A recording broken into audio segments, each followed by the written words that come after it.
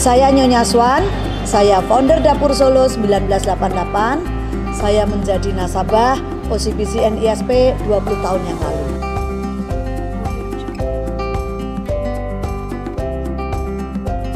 Pada saat masa kecil saya sampai saya kuliah di Bandung, saya tuh hobi makan rujak.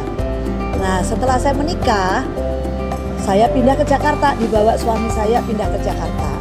Nah, di Jakarta itu saya istilahnya nggak bisa kerja karena kebetulan saya langsung hamil, begitu menikah langsung saya hamil, dan setelah anak saya 1 tahun saya mulai kebosanan dengan kehidupan cuma ngurus anak di rumah, dan saya itu memang orangnya aktif. Jadi saya pikir mau kerja apa, sedangkan suami saya tidak memperbolehkan untuk saya kerja di kantor karena masih punya anak kecil yang tidak ada yang ngurus. Nah, saya berpikir apa ya yang saya mesti lakukan. Dengan modal waktu itu saya juga pas-pasan, nggak punya modal besar gitu. Akhirnya saya timbul ide, saya buat apa yang saya suka. Jadi mulailah saya iseng-iseng buat yang namanya, kita rumah tangga kan pasti ada ulekan, cobek. Nah, terus saya hobinya makan rujak. Ya sudah, dari cobek itu dan blender itu kado pernikahan, saya buatlah rujak ulek dan jus di garasi rumah. Atau sebulan pertama itu laku. Wah, kayaknya lumayan gitu. Nah, setelah 3 bulan mulai menurun, omsetnya mulai sepi. Ya pada waktu itu karena rujak kan makanan iseng ya, jadi nggak mungkin orang itu tiap kali mau makan rujak. Waktu hampir 3 bulan sepi itu, tutup aja deh, sehari cuma 2 bungkus aja, buat apa gitu. Itu ada keputusasaan. Biasanya inilah yang banyak dialami oleh orang-orang yang baru mulai usaha dari rumahan. Nah, tapi saya nggak mau menyerah begitu saja. Apalagi yang harus saya mulai lagi ya, sama-sama ulekan. Timbullah ide gado-gado. Dari 1 bungkus, 2 bungkus, tiap hari, dari hari ke hari saya bisa membuat. Dari cobeknya kecil, tadinya cuma 2, 10, terus akhirnya saya bisa buat sekali buat gado-gado tuh 15 porsi. Jadi tangan saya dulu gede, bisa ngulek sendiri. Jadi masih ngulek sendiri. Nah, itu pun juga kita lalui 6 bulan, namanya bukan di tempat yang usaha, di garasi. Jadi pasti ada pasang surutnya. Sepi lagi, saya harus berpikir lagi, tambah menu apa ya kalau udah sepi begini. Orang bosen memang, gado-gado dan rujak. Wah, saya kepikir saya buat ayam kalasan karena saya suka makan ayam.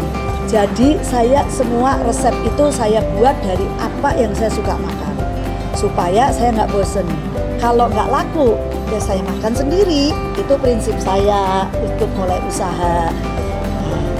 Saya buat ayam kalasan, saya harus belajar dari Solo. Karena kebetulan saudara dari suami saya itu memang restoran ayam di Solo. Jadi saya belajar dari Solo. Setelah saya bisa, saya praktek di Jakarta. Mulai dari berapa ekor ayam? 1 ekor, 2 ekor, maksimum 5 ekor. Karena saya pikir ya modal kecil nggak mungkin saya bisa stok banyak. Dan lagi saya juga nggak punya kulkas untuk nyetok ayam banyak. Jadi dari 2 terus 5, laku juga. Nah, di situ saya tetap rajin sebar brosur dari rumah ke rumah. Setiap sore saya ajak anak-anak saya jalan untuk nyebar brosur. Ini yang benar-benar saya yang bahagia, gembira waktu itu. Saya dapat pesanan ayam tiba-tiba 100 ekor. Bayangin, dari saya cuman buat maksimum 10, tiba-tiba saya dapat pesanan 100 ekor. Itu rezeki yang kita nggak bisa tolak. Tapi saya nggak punya peralatan yang cukup untuk membuat 100 ekor karena dapur saya masih dapur rumahan. 100 ekor ini kan cukup menyita dapur dan peralatannya harus memadai. Aduh, saya juga mikir lagi, kalau saya beli peralatan habislah untungnya. Ya kalau ini laku gitu. Kalau tiap hari 100 ekor ya nggak apa-apa. Kalau cuma sekali-sekali ini modal dan untung habis gitu. Jadi saya mikir apa ya yang saya bisa lakukan. Karena saya tiap hari bersepeda dari rumah ke rumah, saya pernah lihat ada pengusaha catering tetangga saya punya panci gede-gede. Itu saya kepikir, wah boleh nggak ya minjem panci? Coba bayangin, karena modal pas-pasan. Jadi saya beranikan diri, ketok rumah tetangga saya dengan polosnya saya bilang terus terang, boleh nggak saya minjem panci, karena saya baru mulai usaha ayam, saya dapat pesanan banyak. Saya sewa, bukan pinjem, sewa sehari aja, dan sewa yang pas ibu nggak pakai sore atau siang. Mungkin ibunya kasihan kali ya, karena dilihat saya cukup gigih. Akhirnya dipinjemin 2 panci yang besar dengan wajan yang besar. Wah, saya juga senengnya pada waktu itu nggak usah beli, jadi saya bisa dapat untung. Nah, saya bisa memenuhi pesanan orang gitu, pesanan customer saya. Udah jadi pesenannya. Nah, dari situ saya bisa membuat ayam mulai dari 5, 10, 20. Jadi semua itu usaha saya itu dimulai dari kecil, tiap hari bertambah. Dan saya juga pada saat saya mulai saya bisa menabung, saya harus sisihkan uang. Kalau saya dapat omset misalnya pada saat itu 50.000, ya saya sisihin 25.000 itu saya tabung. Nah, saya tabungnya di mana? Kebetulan tetangga saya kan Bang NISP pada saat itu belum OCBC, saya tabung di situ aja. Saya nggak ambil karena saya tahu kita harus menabung untuk nanti suatu hari kalau saya butuh modal, saya sudah punya modal dan nggak perlu utang tetangga kiri kanan atau saudara. Nah, itu prinsip-prinsip saya pada saat saya mulai usaha, dan akhirnya dari garasi 3 tahun saya bisa membeli ruko kecil. Nah, jadi dari usaha yang tadinya iseng-iseng di garasi mulai menjadi usaha yang benar-benar proper di ruko dengan nama RM Solo, belum Dapur Solo. Itu kita lalui perjalanan kurang lebih cukup lama. Suka dukanya juga banyak. Dari garasi ke ruko itu serius, berarti saya harus merekrut orang. Nah, semua itu saya tanganin sendiri. Sebelum saya benar-benar kerepotan, istilahnya saya udah kehabisan tenaga. Nah, baru saya tambah orang, dari 1 orang tambah lagi 2. Nah, itu perjalanan saya sampai akhirnya sekarang ini Dapur Solo kurang lebih sudah 32 tahun. Dari 88 ini sekarang 2021.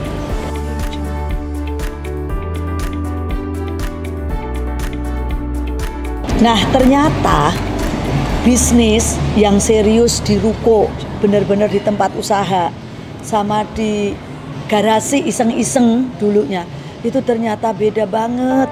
Soal keuangan, itu juga mulai menjadi salah satu tantangan buat saya.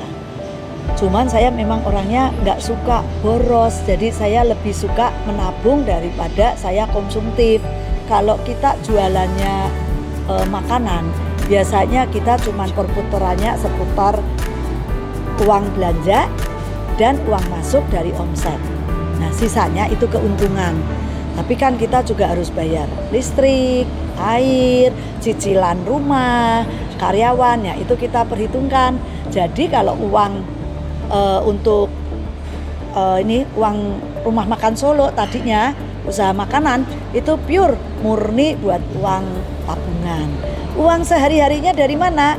Ya dari suami saya, karena suami saya masih kerja, dia harus bertanggung jawab untuk kebutuhan rumah tangga. Ya saya ambil. Setelah suami saya ingin terjun bareng membesarkan Dapur Solo, nah baru itu tantangan bagaimana kita membuka cabang. Nah, saya ada supportnya tuh. Tetangga saya, Bank OCBC NISP menawarkan, Bu, kalau mau buka cabang, saya kasih pinjaman dengan bunga yang lunak. Saya langsung, oke, tolong standby-in pinjaman, Kalau saya nggak kuat untuk cicil, saya pakai OCBC. Nah itu, tapi ya ternyata saya cukup pinjem nggak banyak, karena saya yaitu tadi, kita kalau usaha harus rajin menabung, jangan rajin membuang uang, rajin menabung. Tuh.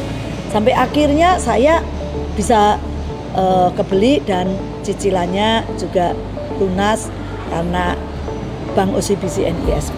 Itu awalnya kenapa saya benar-benar ya setia lah dengan OCBC, karena memang saya didukung penuh dari OCBC untuk pinjaman. Bahkan karena enaknya apa ya tetangga, jadi saya nggak usah pakai mobil, hanya jalan kaki. Nah setorannya mulai sekarang bukan ditaruh di dalam dompet atau lemari, setiap harinya saya harus ke bank untuk setor. Jadi lebih aman kalau kita itu bisnis usaha sudah mulai membesar, ya kita harus pakai bank untuk setoran, supaya kalau kita gajian ya tinggal tiap bulan kita ambil. Bahkan ada tawaran juga yang setelah saya besar itu yang namanya payroll, untuk langsung ditransfer gaji-gaji karyawan. Nah ini juga sangat memudahkan buat para pelaku usaha seperti saya. Kita mulai merebranding dengan benar-benar serius. Kita sudah bisa meng-hire satu orang yang istilahnya GM. Terus kita juga memakai marketing brandnya juga, saya sudah dengan serius. Saya pakai desainer untuk branding dengan nama Dapur Solo. Dapur Solo juga saya sudah patenkan.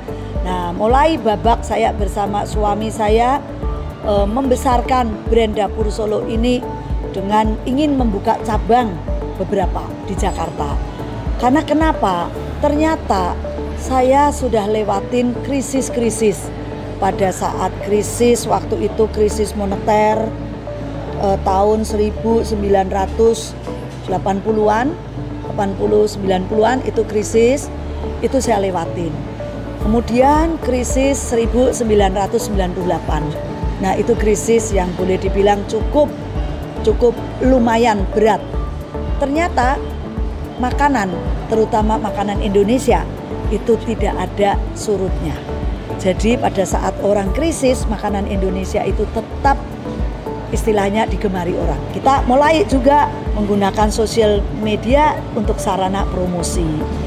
Nah terakhir, akhir-akhir ini baru ada muncul promosinya dengan GoFood, Gojek. Nah ini juga sangat membantu kami pelaku usaha kuliner, ya istilahnya mengurangi tenaga kerja, dan dengan cepat kita bisa makanan ini bisa deliver sampai ke customer.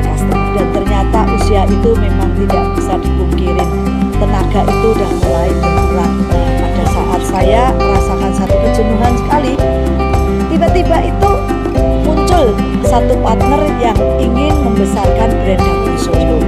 Karena ini satu grup besar, nah saya juga tertarik. Wah, lumayan juga, karena untuk membesarkan ini pastinya saya juga butuh effort yang besar. Selain tenaga, juga keuangan yang besar. Jadi saya berunding dengan keluarga, akhirnya kita setuju partner dengan salah satu grup yang memang sudah berkecimpung di dunia MNC. Nah disitulah Dapur Solo bisa menjadi lebih besar lagi. Dari tadinya 5 resto dengan 11 cabang, sekarang Dapur Solo bisa menjadi puluhan, bahkan ada di mal-mal di Jakarta.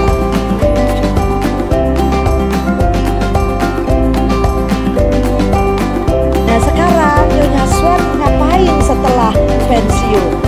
Ya ternyata saya nggak bisa diem.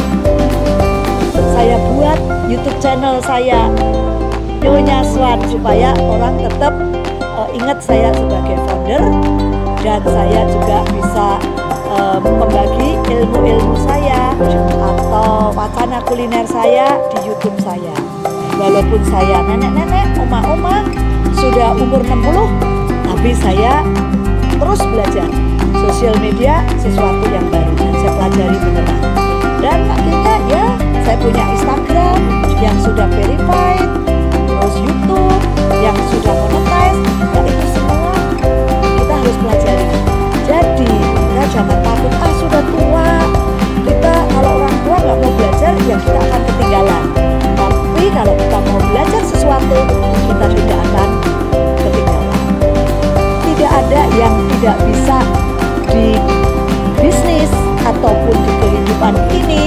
Kalau kita mau belajar, kita mau ikutin proses belajar, pastinya suatu hari kita akan mendapat kesempatan untuk sukses. Nah, itulah pelajaran hidup yang saya alami. Jadi tidak ada yang tidak bisa. Itu kayaknya saya ingat tagline-nya OCBC, sama kan? Tak ada yang tidak bisa. Mungkin founder OCBC ini sama seperti saya.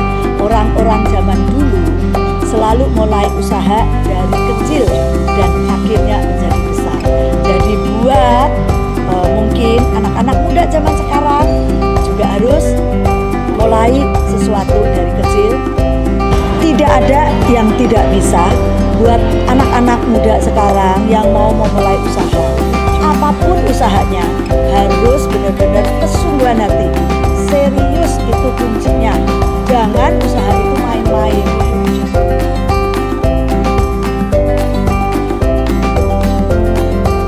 Saya ini senang sekali dengan adanya One Mobile OCBC.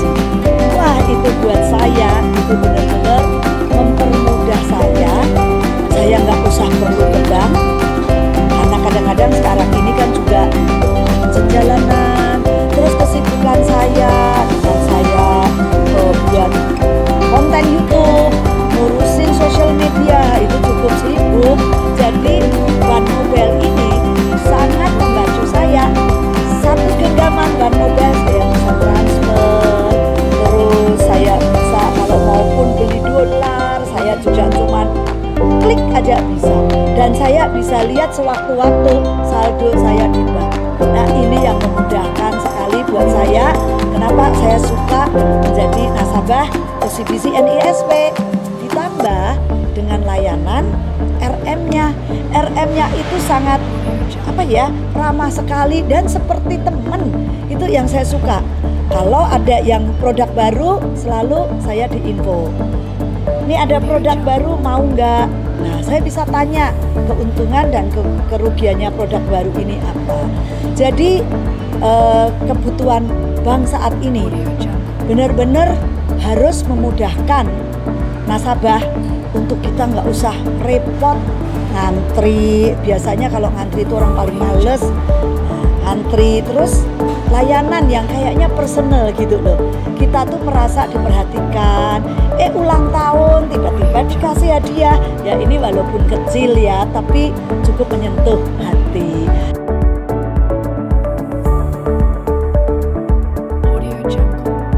Nah, untuk anak-anak muda dan generasi-generasi muda milenial, ayo kita buat Indonesia itu bisa hebat dengan keanekaragaman budaya, kulinernya yang sangat beragam dan luar biasa enak-enak dan luar biasa keanekaragamnya. Ayo buat Indonesia hebat dengan anak-anak muda seperti kalian-kalian.